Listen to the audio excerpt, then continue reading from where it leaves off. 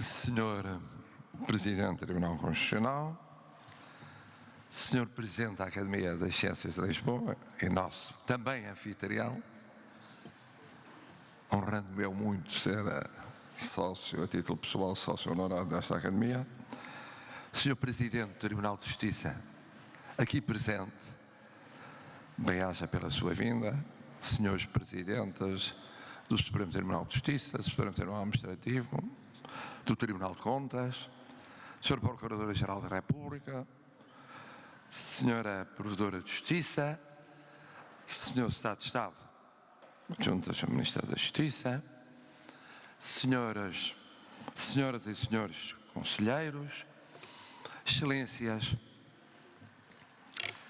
celebrar 40 anos de vida do Tribunal Constitucional convoca a um tempo memórias pessoais da gênese, gratidões institucionais aos precursores e aos fundadores, bem como balanços, também eles institucionais, de um já longo serviço ao Estado de Direito em Portugal.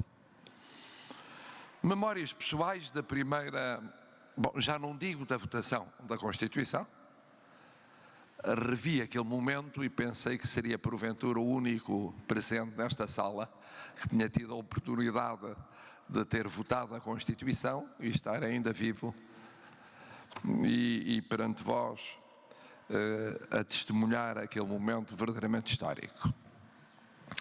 Mas indo mais longe, memórias pessoais da primeira revisão constitucional e do acordo, difícil acordo extraparlamentar, entre as lideranças dos dois principais partidos que viabilizaram a criação do Tribunal Constitucional. Até à elaboração do anteprojeto da lei que ainda rege este Tribunal, por António Barbosa de Melo, José Manuel Cardoso da Costa e José Carlos Vieira de Andrade. E depois da apresentação e defesa da correspondente proposta de lei pelo atual Presidente da República, então Ministro dos Assuntos Parlamentares, à procura e instalação no Palácio Raton, com especial empenho do Primeiro-Ministro Francisco Pinto Balsemão e do futuro Presidente do Tribunal, Armando Marques Guedes. E o essencial e primeiro ensaio complexo de entendimento entre os líderes dos dois principais partidos com assento parlamentar, Francisco Pinto Balsemão e Mário Soares, quanto aos nomes dos juízes conselheiros a submeter a voto da Assembleia da República. Um tempo singular, só superado pelo revolucionário e pelo constituinte. Um tempo, ademais, assinalado pela dificuldade da conclusão da revisão constitucional, no primeiro semestre de 1982, sobretudo no tocante à extinção do Conselho da Revolução e à sua parcial substituição pelo Tribunal Constitucional, e pela pré-anunciada dissolução da Assembleia da República desde o termo desse mesmo ano de 82. 40 anos envolvidos, é impossível não olhar com um misto de saudade e de curiosidade histórica para esse agitado período tão marcante para a gênese de um pilar cimeiro da nossa Constituição e da nossa democracia. Excelências, passando das memórias pessoais para as gratidões institucionais, não há como deixar de reconhecer que são muitas e intensas. Aliás, tantas que impossível se torna a todas abarcar. Pelas omissões involuntárias fica expressa a devida penitência. De entre os vultos da pré-história mais próxima do Tribunal Constitucional, afigura-se justo referir, em lugar proeminente, os grandes constitucionalistas do novo regime. José Joaquim Gomes Canutilho, Jorge Miranda e Vital Moreira, e o da transição constitucional, Miguel Galvão Teles. Mas importa não esquecer, na vigência da Constituição de 1933, ou na antecâmara da Constituição de 76, além dos já citados, porque, por uma vez, pelo menos defensores de um Tribunal Constitucional, André Gonçalves Pereira, Rui Macheta e Francisco Lucas Pires.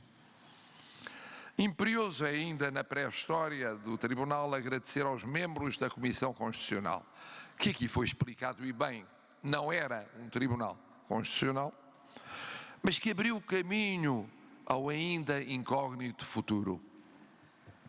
E fazê-lo nas pessoas daqueles que lhe deram legitimação académica e jurisdicional, evocando nomes como Eduardo Correia, Isabel Magalhães Colasso, Jorge Miranda, Carlos Mota Pinto, Jorge Figueiredo Dias, Vital Moreira, Armindo Ribeiro Mendes, claro, sempre presentes José Manuel Cardoso da Costa, Messias Bento e Antero Monteiro Diniz.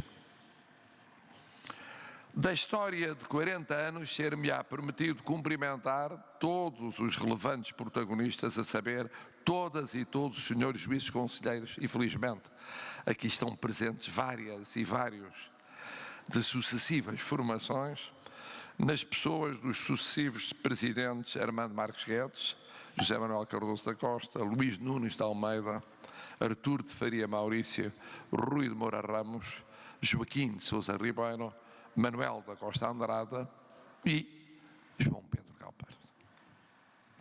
E manda a verdade que se junte aos senhores juízes conselheiros os imprescindíveis e qualificados procuradores, assessores e os incansáveis funcionários deste Tribunal.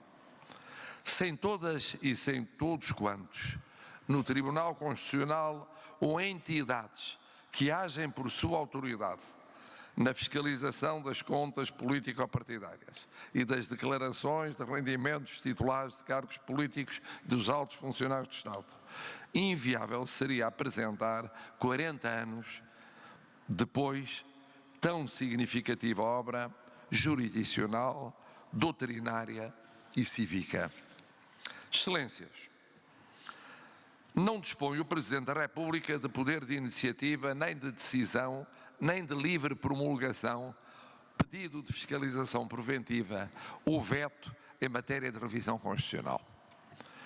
Não dispõe também de poder de iniciativa ou decisão relativamente à lei estruturante do Tribunal Constitucional, embora disponha de livre intervenção quanto à promulgação, pedido de fiscalização preventiva ou veto político. Neste quadro, dita o bom senso institucional que se abstenha de formular pistas de alteração constitucional ou legal num domínio tão sensível. Antecessores meus assim o fizeram, mas não sigo esse caminho. Nada impede, porém, que o Presidente da República evoque algumas das principais dificuldades e sucessos usualmente recenseados por legisladores, observadores e aplicadores ao longo destes variados e intensos 40 anos. Do lado das dificuldades antigas ou recentes, se elencam as seguintes. Primeira, a originalidade e a complexidade de um sistema misto, conjugando fiscalização abstrata concentrada de matriz austríaca com fiscalização concreta, desconcentrada, de matriz americana brasileira, com unificação por recurso no Tribunal Constitucional. Segunda, o sistema de designação dos juízes conselheiros, suas vicissitudes, seus compassos de espera, sua compaginação de linhas de força estáveis com as realidades das conjunturas. Terceira, em paralelo, a concertação entre orientações mais estáveis e outras mais sensíveis ao natural fluir das construções doutrinárias e técnico-jurídicas, para não dizer da evolução económica, social, cultural e política das sociedades. Quarta, a especificidade da fiscalização preventiva, por natureza mais atenta ao tempo que passa e, porventura, se possível, mais política. Quinta, a concepção e o esvaziamento apreciável da fiscalização da inconstitucionalidade por omissão, legatária de uma visão originária e muito forte de Constituição dirigente. Sexta, o equilíbrio entre o controlo mais criativo de alguns pares europeus e o controlo mais contido de outros desses pares, fruto do percurso nacional e de certos temas e tópicos. Sétima, a ligação entre a fiscalização sucessiva, concreta e abstrata e a ausência de recurso de amparo, tantas vezes reclamado para reforçar a proteção dos direitos fundamentais. Oitava, as controvérsias recorrentes ou intermitentes em áreas como a unidade do Estado e os regimes autonómicos, a descentralização política e administrativa, o alcance e os limites dos estados de exceção, os contornos do regime económico em geral e, em particular, em situações críticas. Nona, o papel objetivamente acrescido do Tribunal Constitucional no sistema constitucional português, nomeadamente em instantes de fragilização, bloqueamento relativo ou temporário da sua capacidade de encontrar soluções políticas sem o recurso ao Tribunal nas suas vestes jurídicas. Décima, a capacidade de o Tribunal conseguir manter incólume o seu papel crucial e, ao mesmo tempo, preservar-se quanto ao poder de arbitragem que não possua o mínimo de justificação jurídica ou constitucional. Do lado dos sucessos, que muitíssimos têm tido de reconhecer, é possível averbar. Primeiro, a preocupação de retirar do sistema adotado na Constituição o maior número de virtualidades e o de tentar reduzir o maior número de riscos de excesso de ação ou de omissão. Segundo, constante esforço para minimizar as vicissitudes das renovações de titulares, as atempadas e as retardadas, e de gerir a designação dos cooptados. Terceira, o zelo na busca de solidez e de consistência na jurisprudência firmada. Quarta, a preocupação de, com meios muito limitados, acorrer a solicitações crescentemente mais exigentes, tentando dar coerência a opções doutrinárias e responder a situações em mutação e a escrutínio externo, cada vez mais político e menos jurídico, cada vez mais incisivo e menos contemporizador. Quinto, o comedimento, às vezes quase impossível, na ponderação de apelos a rupturas posicionais com caminhos vindos do passado. Sexto, a cuidadosa resistência a converter o Tribunal em substituto dos outros órgãos de soberania, quando estes se encontram em perda momentânea ou com necessidade de alijar responsabilidades, ou de solicitar a terceiros definições de certeza e segurança na interpretação ou aplicação do direito. Sétimo, a disponibilidade para acorrer a missões cada vez mais complexas, fruto da relevância da justiça constitucional, da sucessão vertiginosa de dinâmicas e solicitações comunitárias com recursos circunscritos e tempo escassíssimo.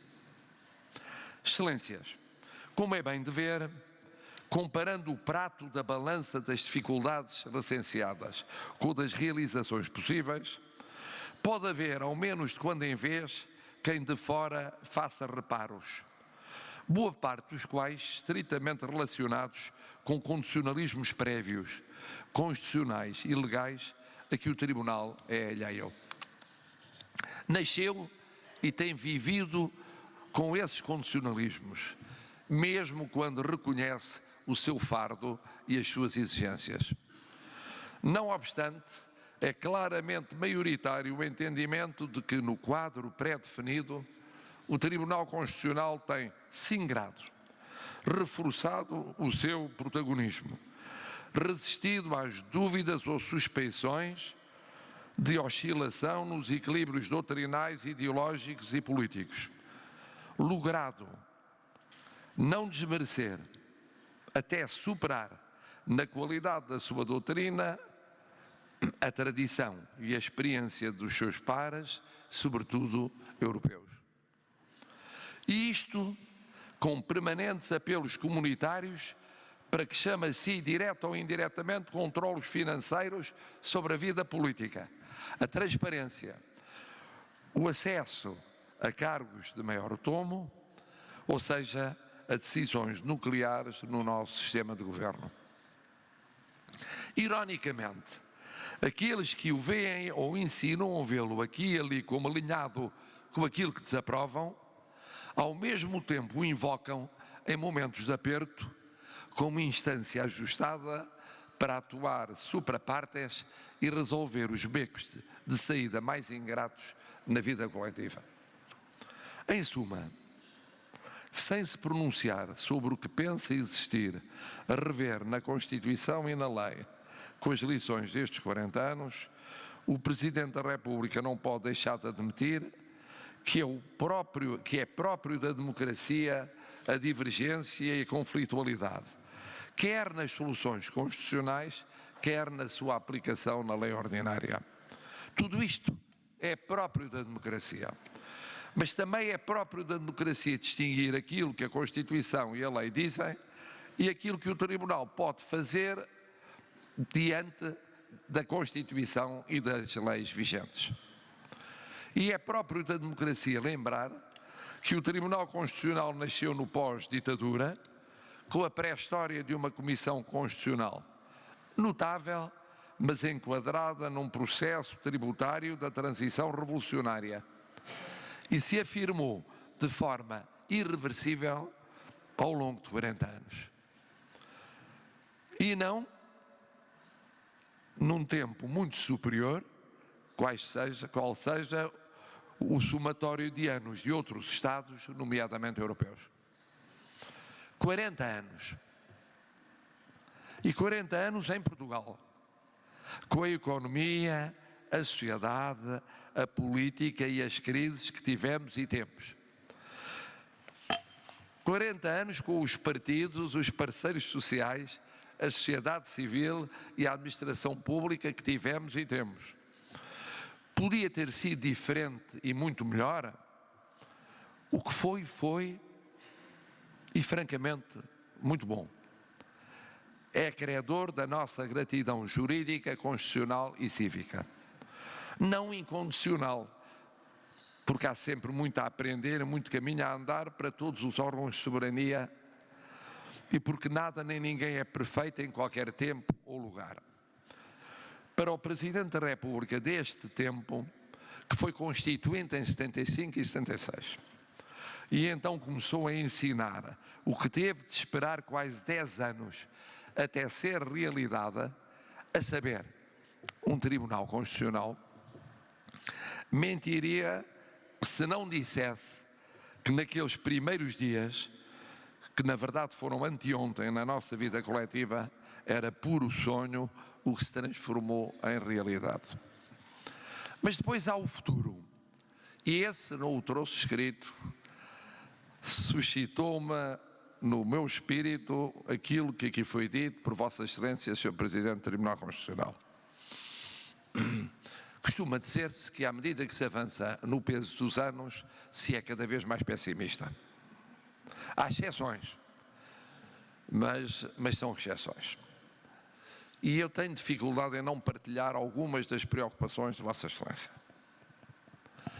Em termos globais, no momento em que assistimos ao nascimento de uma nova balança de poderes no mundo, não é ainda uma nova ordem internacional.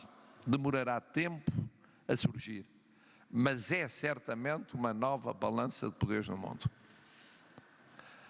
Também me preocupa o papel da União Europeia, e ele é tão importante como aqui foi referido, no domínio da atuação do Tribunal Constitucional português, como dos demais tribunais congêneres a nível europeu.